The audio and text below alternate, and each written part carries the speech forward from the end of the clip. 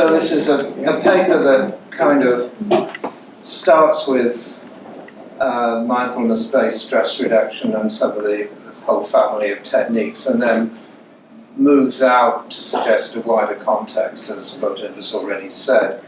By now, a great deal has been written about mindfulness-based stress reduction and on the family of techniques and therapies that derive from it. And there's also substantial critical literature, including a couple of items I've contributed myself.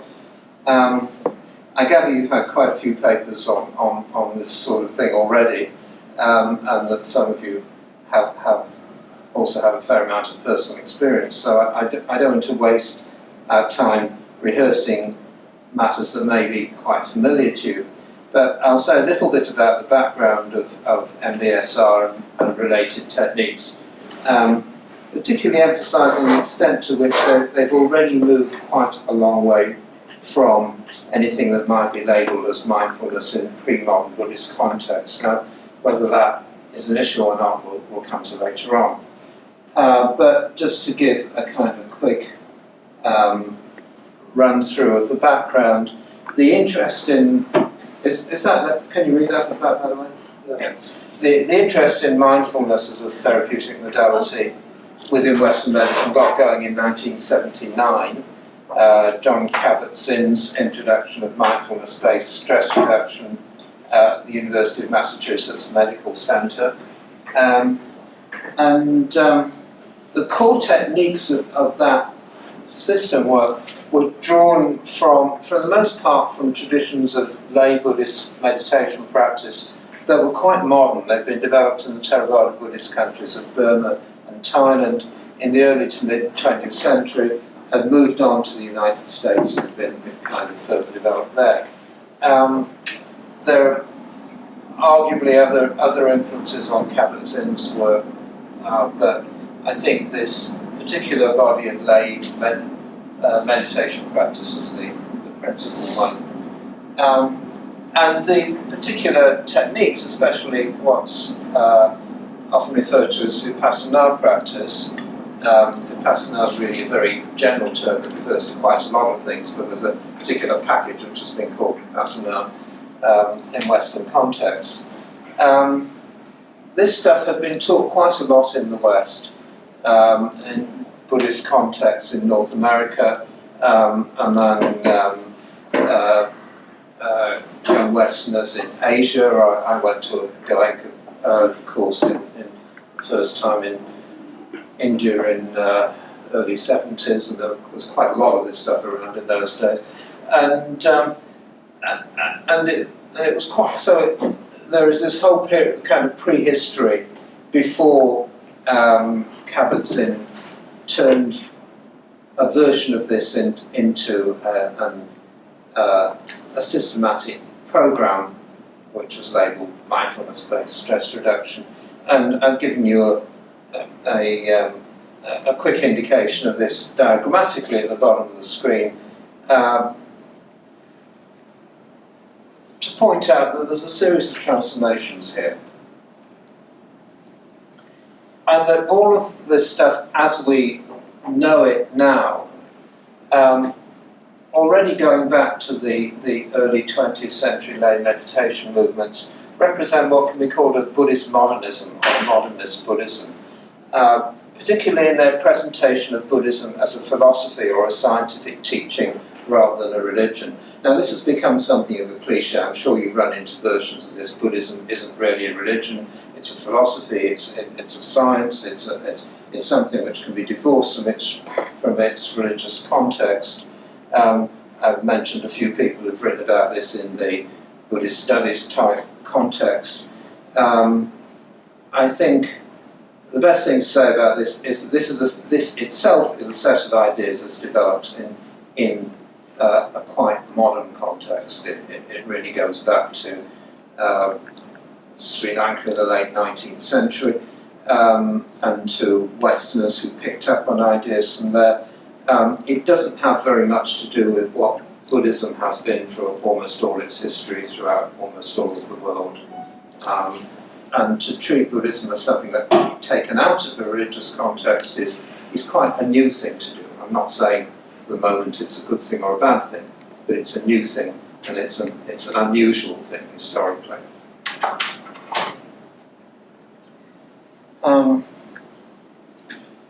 And so you have this modernist Buddhism, and then this provided the background for a further secularization in the form of MBSR itself and the various associated and derivative techniques, which probably the best known is something called mindfulness-based cognitive therapy, and many of you I'm sure have heard of it, developed in the UK by Mark Williams and others, and particularly seen as appropriate for depression. This is something we'll come back to later.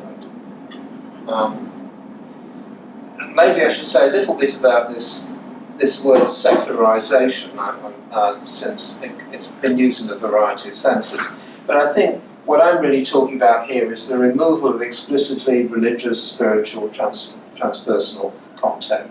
The presentation of this as a scientific technique, as something that's explainable in materialist terms, that doesn't involve any of this weird, spooky religious stuff. Right? And of course, there's a point behind all this, which is that it's intended to be accessible to people who might be put off by the religious stuff, either because they don't like religious stuff or because their preferences are for a different sort of religious stuff. Admittedly, there is an ambivalence about how far MBSR and MBCT are still, in some sense, Buddhist.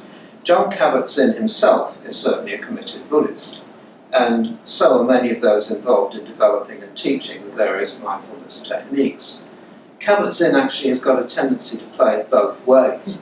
Mindfulness is not Buddhism, he says, but it also in some sense represents the essence of Buddhism, the one significant core message of the tradition. So what you're doing is secular, but at the same time you're somehow getting the central message of Buddhism. But it's clear that MBSR, MBCT, and most of the derivative techniques have been intended to be seen by both therapists and patients as non-religious, and indeed to be accessible because of this non-religious character to those who might reject an explicitly Buddhist approach. Now, this rejection of religion has led to some commentators raising the question of whether these new mindfulness-based approaches represent an authentic version of the Buddhist teachings. I don't actually want to dismiss this question altogether, since it does at least remind us of the distance between the Buddhist origins of these practices and their present form. And there's a whole series of questions about that. And for example, this word mindfulness, does it really have anything to do with the various Buddhist terms that it's supposed to translate? And arguably its content, it actually means something significantly different. But that gets us into quite a lot of material, which I'm not going to attempt to deal with today. I may say a little bit later. But in many ways, this business of origins can be a distraction from perhaps more significant questions. What is our present culture and society doing with these practices? Why have they become so incredibly popular? And I mean, there's been, I'm sure most of you are aware, there's been a real explosion of mindfulness techniques of various sorts. You run into them everywhere these days. What are we using them for? And what else might we be doing with them other than what we're using them for? I think that we can accept that the introduction of the mindfulness-based therapies has by and large been a good thing. There are certainly arguments about how effective they are, both in terms of the standard and quite restrictive procedures of evidence-based medicine and in more general terms. In terms of evidence-based medicine and official recognition, perhaps the high point came in 2009 when the UK's National Institute for Clinical Excellence brought out new guidelines on depression which recommended MBCT, mindfulness-based cognitive therapy, for people who are currently well but have experienced 3 or more episodes of depression. Now, this was seen as a great achievement at the time. But there haven't actually been many further major breakthroughs of this kind. That seems to have been the peak of official recognition by bodies such as NICE. And it's less than clear actually how good mindfulness is as a therapeutic technique. For what it's worth, a series of systematic reviews of meta-analyses have so far been unable to demonstrate that mindfulness-based therapies are any better than other available therapies. Some of the problem here is methodological rather than substantive, I think. Despite the large number of studies, there are not very many high-quality studies of the right kind on mindfulness-based therapies to evaluate their usefulness. Willoughby Britton at Brown University, who herself is one of the leading researchers in this field, comments on the latest major systematic review. This is the 2014 Association for Health and Research Quality report in the USA. This review, and pretty much everyone before it, has found that meditation isn't any better than any other kind of therapy. She goes on to say that the important thing to understand about the report is that they were looking for active control groups, and they found that only 47 out of over 18,000 studies had them, which is pretty telling. It suggests that there are fewer than 50 high-quality studies on meditation, which is a bit interesting given 18,000 studies, because what was everybody else doing, you know? But those of you who have anything to do with evidence-based medicine, well, this is rather part of the course, you know. Evidence-based medicine, with its clinical trials, randomized double-blind protocols and meta-analyses, is a major minefield in its own right. And part of the problem is that meditation actually doesn't fit very well into this frame. Neither do a lot of other things, which are probably quite good for us. I don't intend to go into this issue further here, except to say that such value as evidence-based medicine has is primarily as a way of making decisions about resource allocation. It's essentially statistical in nature. It can't really tell you what is the best treatment for an individual person in any individual case. But one also has to say, if the mindfulness-based techniques are no better than the alternatives in terms of their specific therapeutic goals, they may at least be less harmful. It seems clear that the mindfulness-based techniques have helped to legitimate a substantial reduction in the massive default prescribing of psychoactive drugs for psychiatric illness, for example, and have enabled many people who arguably might have become dependent on such drugs to gain some autonomy, agency and control over their situation. And if that's true, it's surely not a bad thing. They're also, I suggest, of value in that they've allowed psychiatry, clinical psychology and related disciplines to start taking consciousness and its role in human function seriously once more, and in a new way. And I'll say more about that later on. So the areas that I want to deal with in the rest of this paper take the points I've made so far more or less for granted, and to sketch out the argument I'm going to present, I'll begin by emphasising that while there remains a tendency for the MBSR model to be taken as the default approach, and even to be regarded as a kind of panacea, it's far from appropriate for all situations and all people. In the following sections of my argument, I'll note that we have in the Buddhist tradition, and in the various other Asian and alternative traditions of knowledge and healing, a vast range of potential therapeutic techniques. Importantly, these do not all operate in the same way, nor are they expected to have the same effects, which suggests that using MBSR as kind of equivalent, the generic meditation processes may be a bit besides the point. We need to recognise, and I think that we're in fact beginning to recognise, the variety of resources that are available to us in these traditions, and we urgently need to start building a fuller awareness of that range of resources. But it's not just a question of what techniques are available, however, but of how we use them. And this brings up the question of the social context of the new mindfulness techniques. I'll discuss this briefly in the third section of the paper. And finally, I'll move to look more directly at the spiritual, religious or transpersonal aspects of the traditions from which the contemporary practice of mindfulness derives. There are quite a few questions one can talk about here, but I'll just deal with that briefly and try to suggest something of what all this stuff might mean in the present global context. So, I'll start with this question of mindfulness as panacea. If MBSR encodes, so that was the last bit of the structure, if MBSR encodes the essential message of the Buddhist teachings, as Kabat-Zinn and others have told us, then it should be good for everybody, presumably. At least this seems to have been the general orientation of many of the early proponents of mindfulness, particularly of mindfulness-based stress reduction, which in any case has got a pretty generic remit. I mean, are there any of us who really couldn't use a bit of stress reduction? We've all got stress. The problem here actually is not that the techniques do not have effects on a very wide range of people. It's rather that they do, and that these effects are not necessarily desirable or easy to deal with. As Willoughby Britton, among others, has pointed out, and some of you may know an article in Atlantic about her so-called Dark Night project, a serious engagement with meditative practice is fully capable of leading to a major psychological and existential crisis. In fact, such episodes are a frequent and usual part of the Buddhist path if taken seriously. I mean, this is not something you undertake lightly or which you expect is not going to have some pretty radical transformations and some pretty dark experiences on the way.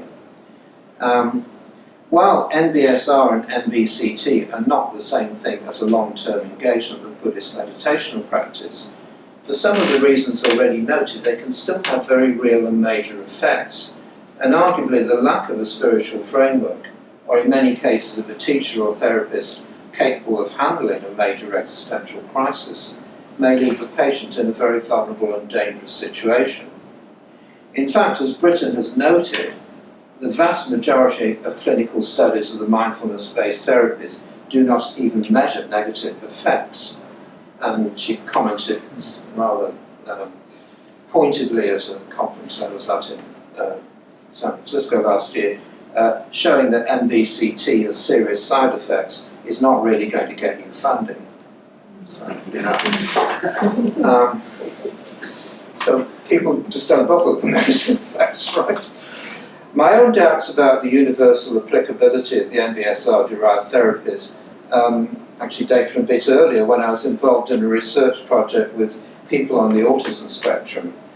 Now the autism spectrum and even the subcategory of Asperger's, which has dropped out of the latest iterations of the Bible of Psychiatry, the American Psychiatric Association's Diagnostic and Statistical Manual, includes quite a range of individuals of different kinds of personal issues, but a key issue for many of them is the overwhelming nature of immediate everyday experience and the need to deal with the consequent sensory and emotional overload.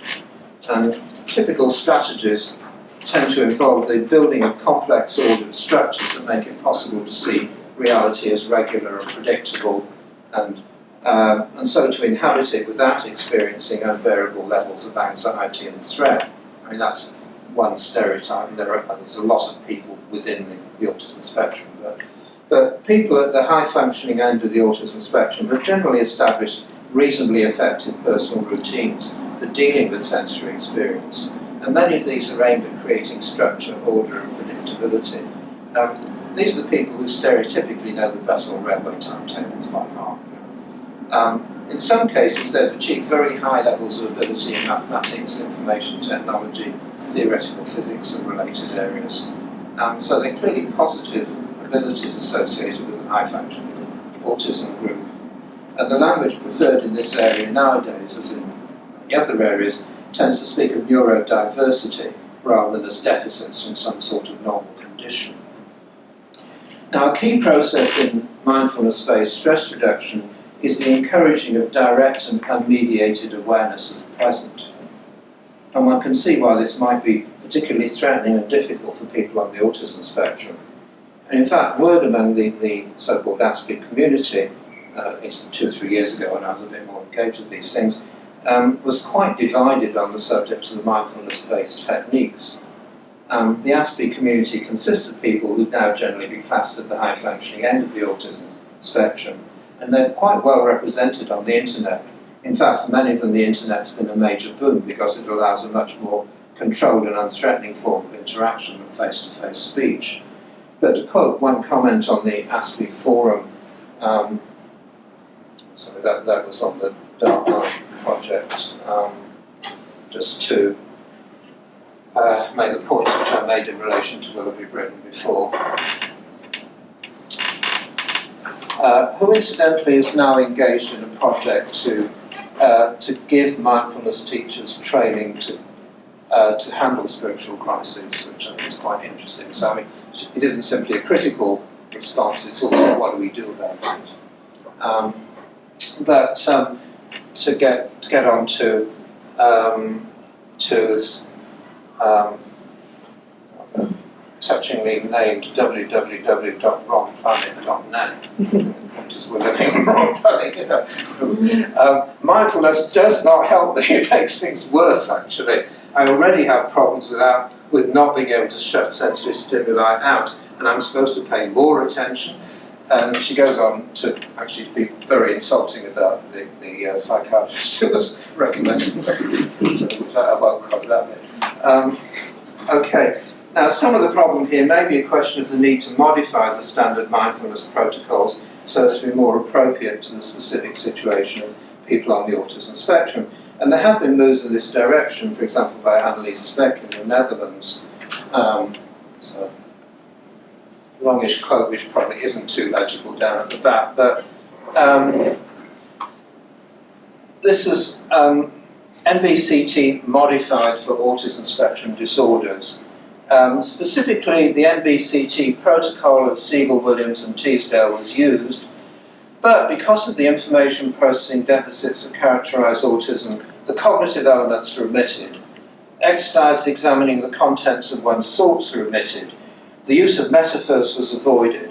Words and sentences that are ambiguous or that require imagination skills were avoided.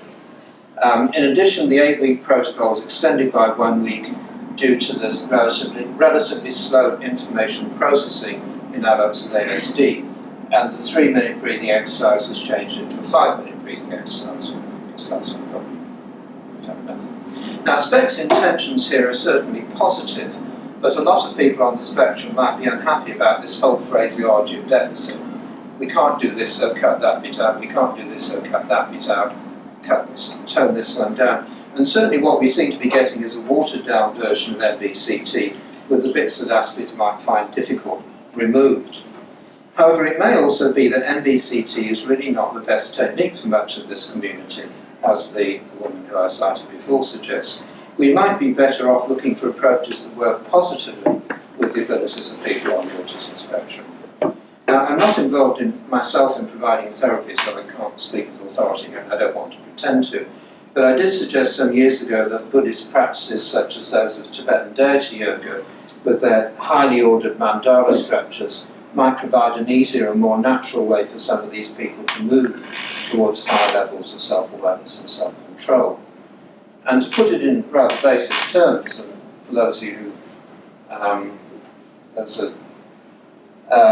these are the central deities of a particular practice that I was involved in a 3-year research project on actually, and technically it's a longevity or long life practice, which is really about controlling factors of health and sort of organic balance and whatever.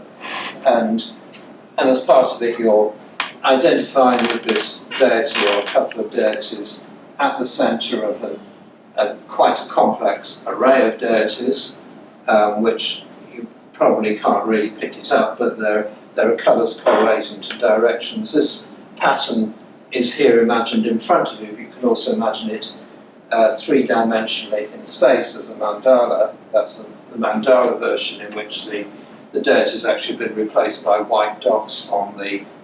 We're here, this is a kind of map looking from above, if you like, a 2-dimensional representation. So the central deities are in the centre. You can see this highly symmetrical structure which correlates with all kinds of things. And basically, if you want to think of this as a sort of highly elaborate telephone directory come railway timetable of the cosmos. I'll just tell this to stop.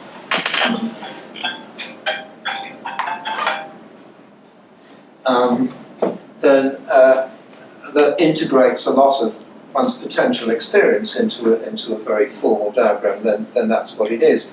And you can the deities of the mandala provide a very clearly structured and highly intelligible community of positive forces, because these are all positive deities that are supportive of you, with a complex philosophical underpinning and an elaborate liturgical structure, through which experience can be filtered and sorted, and by which one can imagine oneself gradually coming to terms with the complexity of reality. And in fact, that's one level of how it's used in Tibetan practice. Rather than forcing a direct confrontation with sensory overload, they provide a structure through which it might be gradually tamed and integrated. And you can perhaps see why I'm suggesting that something like this might make a bit more sense for some of the people on the autism spectrum who are already working with these sorts of very formal and elaborate schemes in non-Buddhist contexts. But we are certainly a long way away here from the secularised, simplified scientific world of MBSR and MBCT. So that's perhaps one extreme. But elsewhere I've heard suggestions that, for example, loving-kindness or metta-based meditation practices were more suitable for the autism community than the standard mindfulness approaches. So these are ones that, rather than working with awareness at present, are working with emotional cultivation, with cultivating sympathy, loving-kindness towards other beings, other people. Now that would also make sense, and I shall have a bit more to say about these practices later. In reality, I suspect that much depends on individuals, on a particular form of their neurodiversity. The autism spectrum is a pretty wide category, and the specific techniques which individuals have acquired in order to deal with their situations. But that's really the point I'd like to make more generally. An important corollary to moving away from seeing MBSR as a panacea is to start looking at a much wider range of approaches, learning what they can do, and building training programs for therapists that equip them with a range of these different techniques. Now, in one respect, that's quite straightforward. If MBSR derives from one specific modernist Buddhist tradition, why not look at the wider range of forms of practice within Theravada Buddhism, East Asian Buddhism, Tibetan Buddhism, for that matter within other Asian religious contexts such as Hinduism or Taoism? Many of these practices, in fact, are already well established within Western society, in some cases going back more than a century. And in many cases there's also a substantial body of research concerning the physiological and or psychological effects on practitioners. And in some ways this is precisely what I'm suggesting we should do. However, there are some catches here. One is that while MBSR has gone through this self-conscious and deliberate process of secularization, removal of apparently religious elements, and in any case was based on a form of Buddhist practice that had already to a significant degree been stripped of its religious context, many of these other practices are much more explicitly religious. Even mantra chanting, which is a fairly simple one, can involve your chanting a mantra, which is perhaps the name of the deity. Why are you doing this? What are you actually bringing yourself into doing? Do we try to secularize these processes? Can we? Is it even appropriate to do so? To go back to the Tibetan deity over a mandala visualization, would this practice retain any meaning if we left out the deities, the progressive approach to the deities through liturgy and mantra, and the question of the Buddhist awakening or enlightenment which the deities encode and represent? Is the Buddhist awakening, after all, really what we're aiming at here? Are we trying to achieve enlightenment or healing of some other kind? And I think this is not a difficulty within Tibetan culture, which is my own specialist field of work, I suppose, where you find many deity yoga practices such as this which aim at healing of various kinds, but also bring in the higher levels as they proceed of Buddhist awakening. But for the Tibetans, it's taken for granted that the Buddha and the Buddhist awakening underlie and empower the entire structure of therapeutic applications. Within Western therapeutic contexts, this assumption is likely to be quite alien to a large proportion of therapists and patients. As far as I know, there have been no attempts at the therapeutic use of secularized versions of the deity and mandala process for autism, people on the autism spectrum so far, though there is certainly analogies to other kinds of therapeutic process on which one might build here, as with the well-known Jungian use of mandala structures in therapy. Some of you will know something about this, where people are encouraged to, in effect, construct their own mandalas as ways of doing this kind of systematic sorting out of experience. Jungian theory has got its own structures of thought that have some parallels to the Tibetan ones here.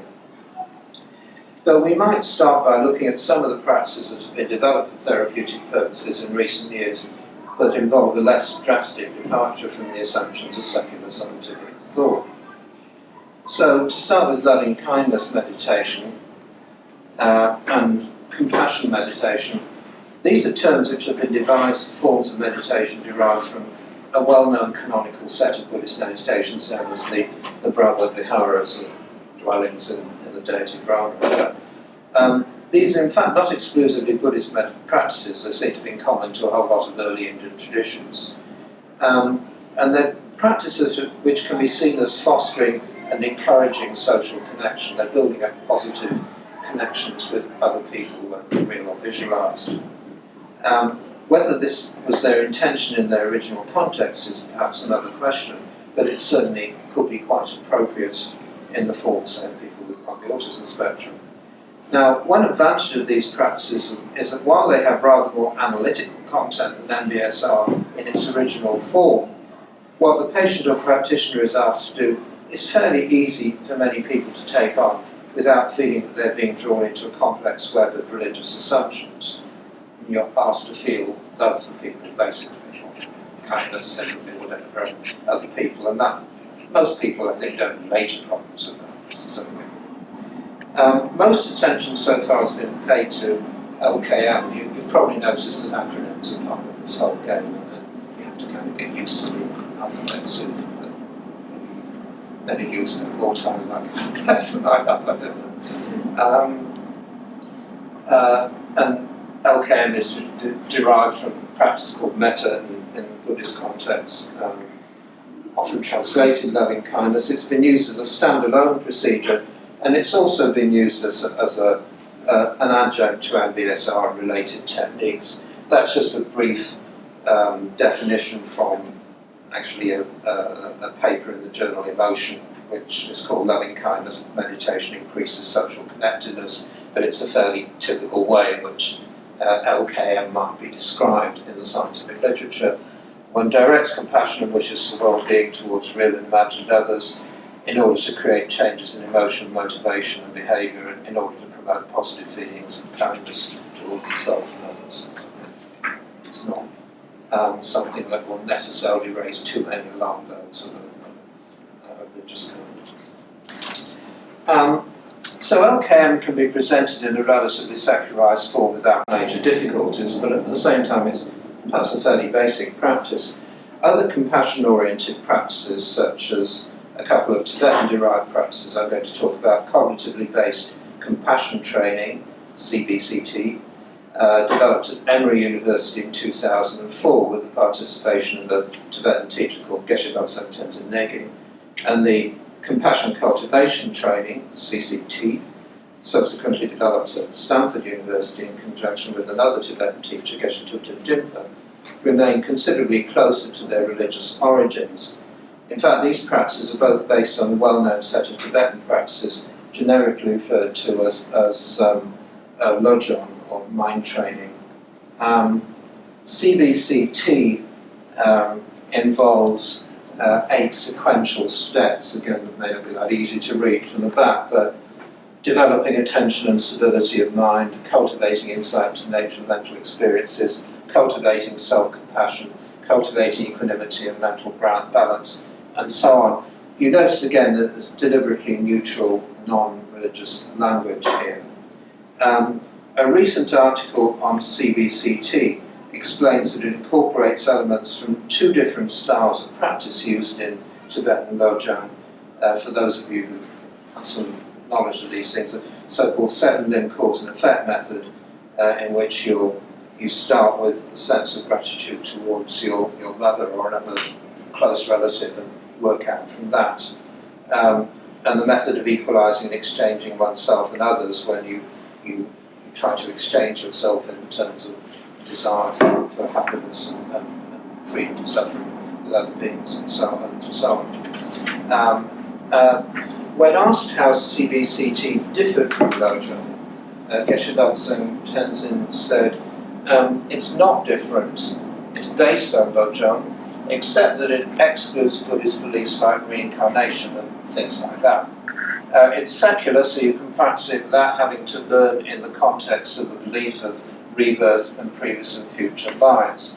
Wanting to be happy and free are universal aspirations. Now here you see some of the bits we're leaving out get stated: reincarnation, rebirth, future lives. And it's worth noting these are pretty important parts of the Buddhist worldview.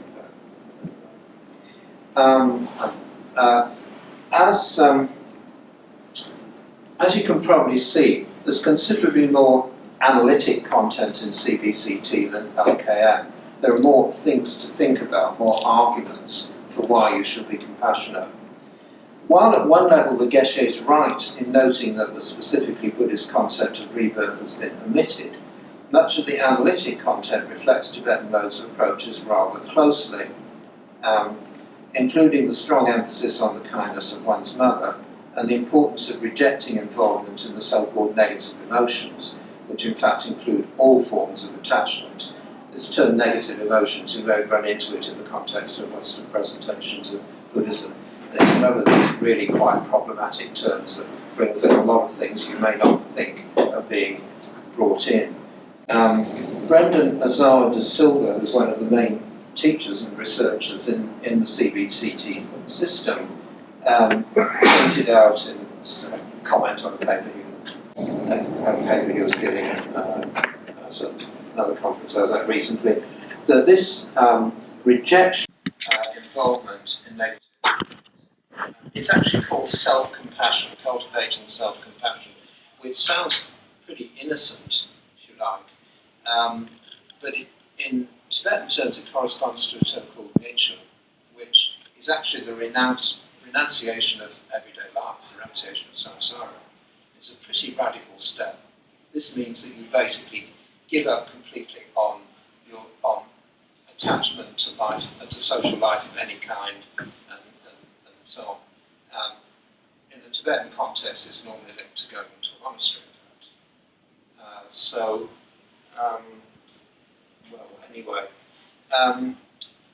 In fact, Brendan noted that the parallel Stanford program, Compassion Cultivation Training, tones down this step. It also has a step called self-compassion, but it's understood more in the sense of developing loving kindness and compassion towards oneself, rather than as a step in LKM, I suppose, not a full-on renunciation of emotional involvement with all other beings. Now, the two programs cooperate with each other, but it's quite interesting. The Stanford one, which is more kind of toned down and less extreme, has been considerably more successful in recruiting teachers and students. But you can begin to see some of the problems of the kind of between-the-lines religious stuff. And I mean, I'm not making any statements here about whether renunciation of samsara is a good or bad thing if you want to solve your existential situation. I've actually got a lot of respect for the Buddhist path, and particularly its Tibetan versions. It's what I've spent a lot of my life working on. But I'm kind of trying to work through these issues. And what happens when you bring these into a secular Western context, and what is actually going on here? Another relatively analytical approach, which again focuses on the self-other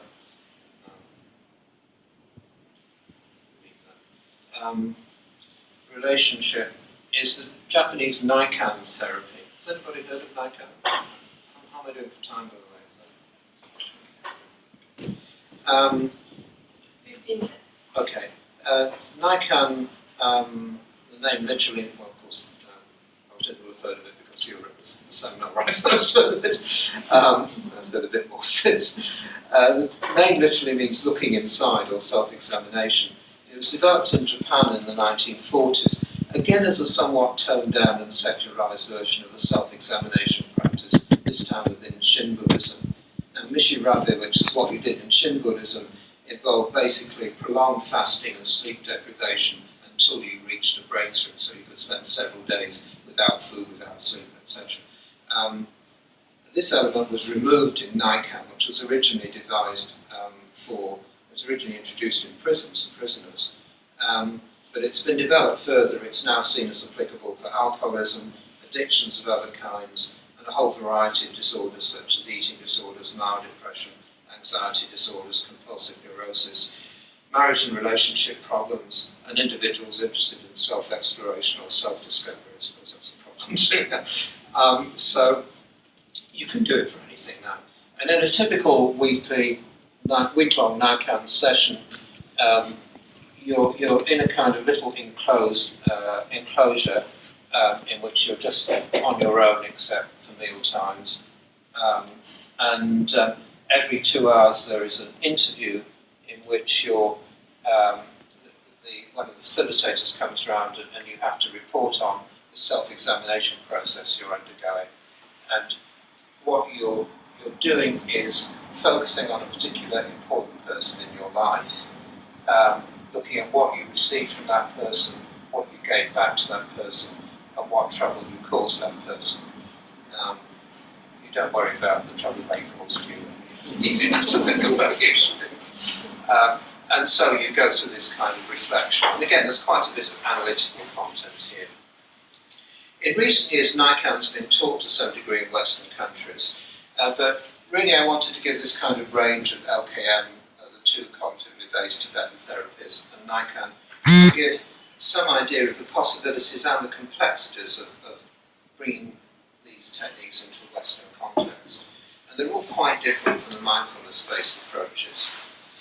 I won't go through other practices in detail because of time limitations, but a few of to give an idea of the range of things we might be looking at. Open awareness practices such as Chan Zen, Dzogchen, Mahamudra, or various Buddhist practices, classically practiced in strongly ritualized contexts and frames, or preceded by substantial preparatory practice, that's worth thinking about in relation to the open awareness signs of MBSR and some comments before. Focus and concentration practices using focusing on breathing or other focuses of concentration.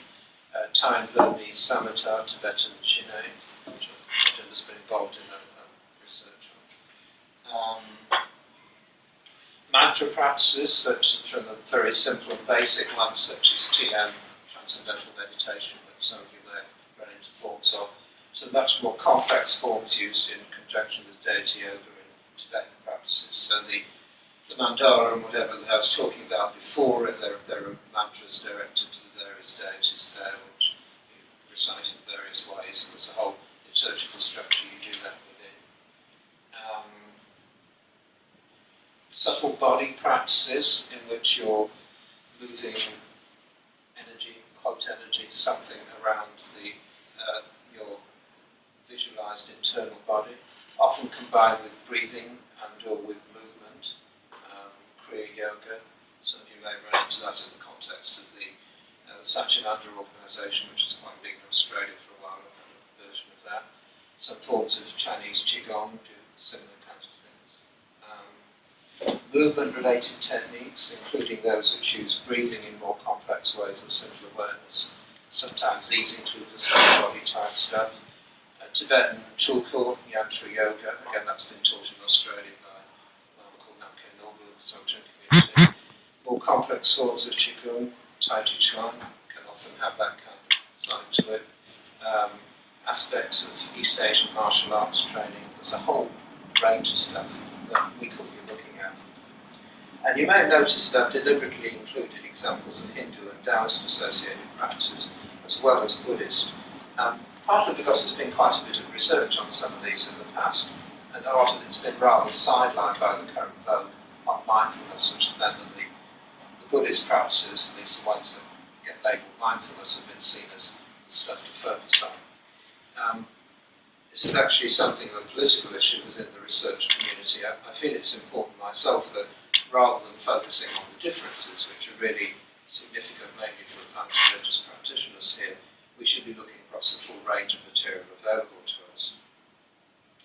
But an important issue is that even if we confine ourselves to Buddhist practices, we cannot and should not assume that they're all doing the same thing.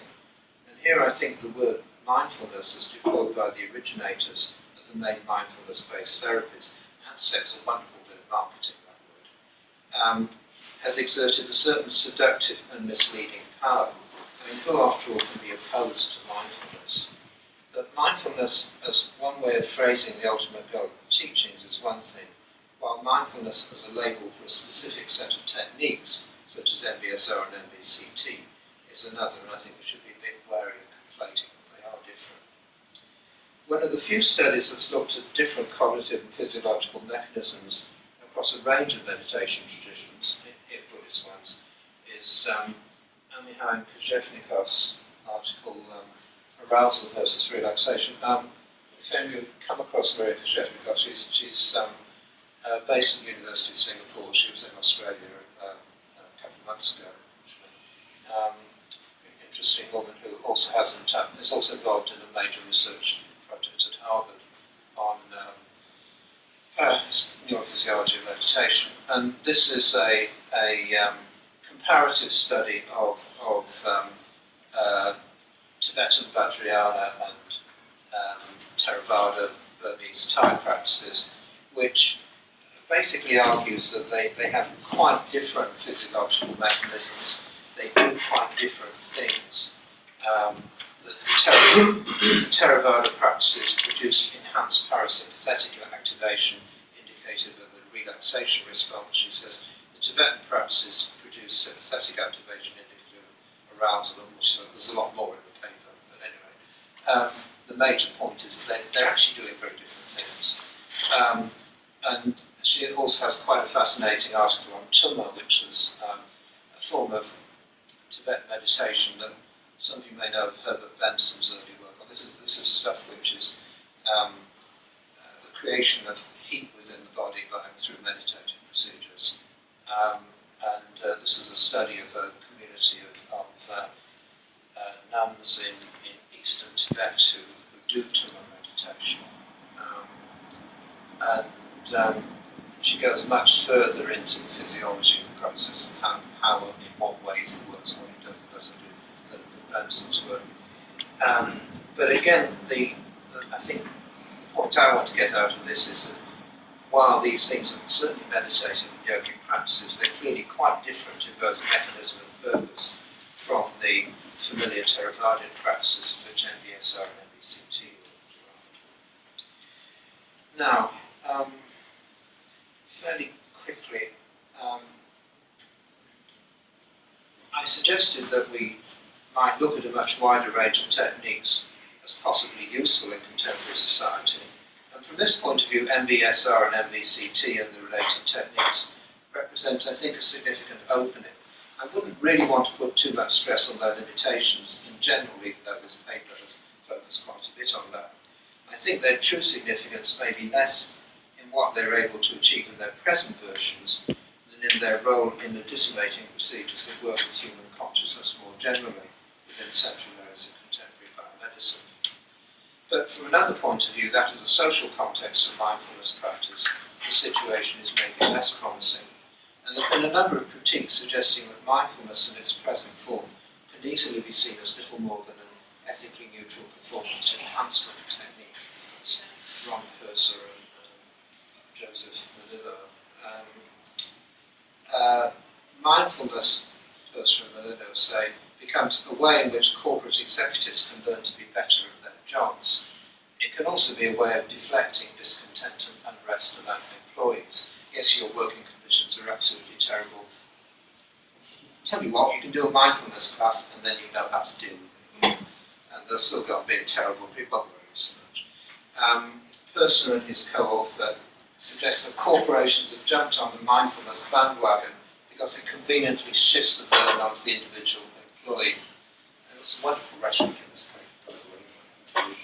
Stress is framed as a personal problem. Mindfulness-based interventions are offered as a means of helping employees cope and work more effectively and calmly within such toxic environments. Cloaked in an aura of care and humanity, this corporate takeover refashions mindfulness as a safety valve, a way to let off steam as a way of coping and adapting to the stresses and strains of corporate life. What we are left with is an atomised and highly privatised version of mindfulness training. And that last sentence, the atomised and privatised, is very much the key of their critique, that we should be looking for social solutions rather than individual solutions, and certainly not pushing individual solutions at the cost of social solutions. And there is something profoundly uncomfortable about the adoption of the mindfulness techniques by large corporations, government agencies, and even military units, whose policies in other respects are far away ethically from the core concerns of Buddhism, to relieving human suffering. It may be possible that as one proponent of mindfulness workshops for global leaders and corporate management, Michael Sub-Continental has suggested that as people practice mindfulness, they'll become more considerate, more ethical, and more responsible. But this is what Purser and Manila called the Trojan horse argument. Monsanto and similar corporations will become better global citizens as a result of institutionalising individualised forms of mindfulness. It would seem equally or more likely that individualised, de-ethicised, decontextualised forms of mindfulness will simply facilitate a more efficient version of business as usual. Okay, so that's the social critique, and one can go on also, I think, to look at the way in which the empiricist and individualist assumptions of much neuroscience and cognitive science supports this kind of individualised picture of mindfulness. There's a very interesting body of material in what's now called critical neuroscience, which has developed that looks at some of this stuff critically, but I don't think I've got time to go into that here. Briefly, though, about the religious and transpersonal context of the new.